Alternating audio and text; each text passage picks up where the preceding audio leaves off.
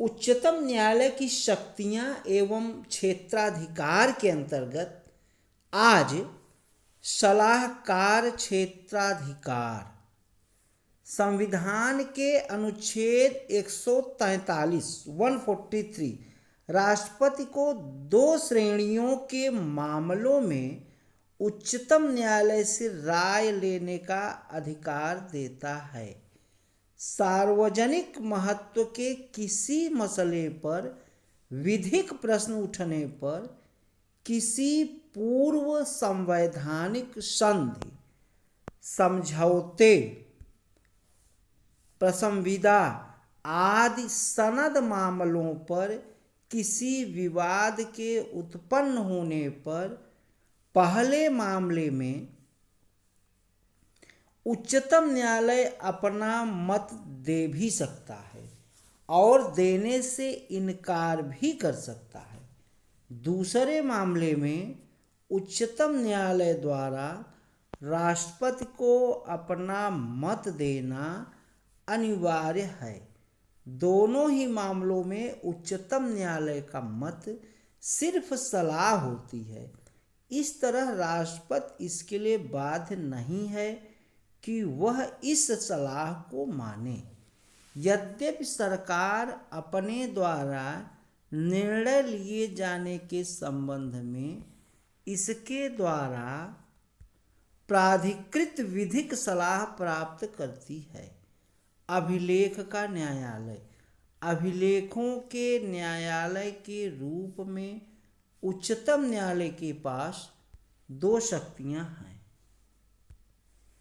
उच्चतम न्यायालय की कार्यवाही एवं उसके फैसले सार्वकालिक अभिलेख व साक्ष्य के रूप में रखे जाएंगे।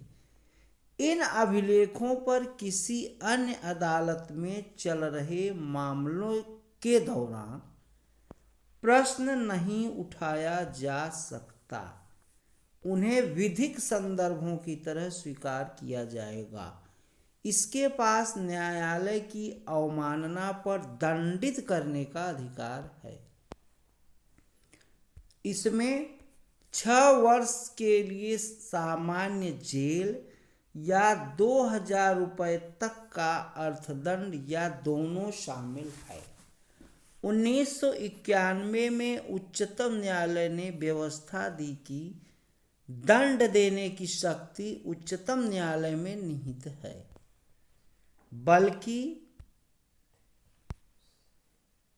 बल्कि ऐसा ही अधिकार उच्च न्यायालयों, अधीनस्थ न्यायालयों व पंचायतों को भी प्राप्त है। न्यायालय की अवमानना सिविल या आपराधिक दोनों प्रकार की हो सकती है। सिविल अवमानना का मतलब है स्वेच्छा से किसी फैसले, आदेश, न्यायाधीश की अवहेलना, जबकि आपराधिक अवमानना का मतलब किसी ऐसी सामग्री का प्रकाशन और कार्य करना जिसमें न्यायालय की स्थिति को कमतर आंकना या उसको बदनाम करना या न्यायिक प्रक्रिया में बाधा पहुंचाना, न्याय प्रशासन को किसी भी तरीके से रोकना। हालांकि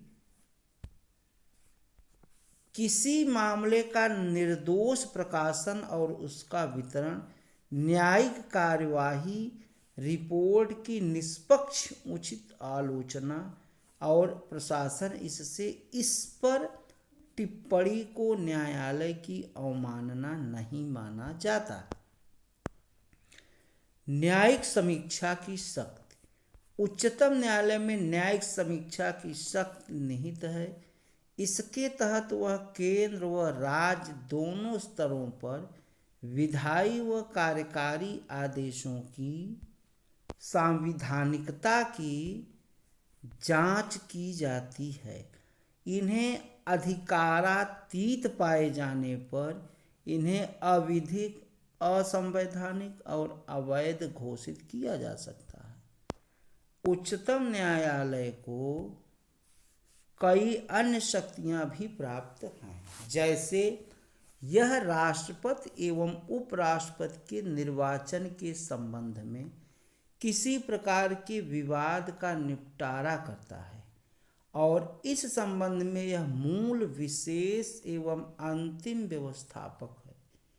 यह संघ लोक सेवा आयोग के अध्यक्ष एवं सदस्यों के व्यवहार एवं आचरण की जांच करता है। उस संदर्भ में जिसे राष्ट्रपति द्वारा निर्मित किया गया, यदि यह उन्हें दुर्व्यवहार का दोषी पाता है तो राष्ट्रपति से उसको हटाने की सिफारिश कर सकता है।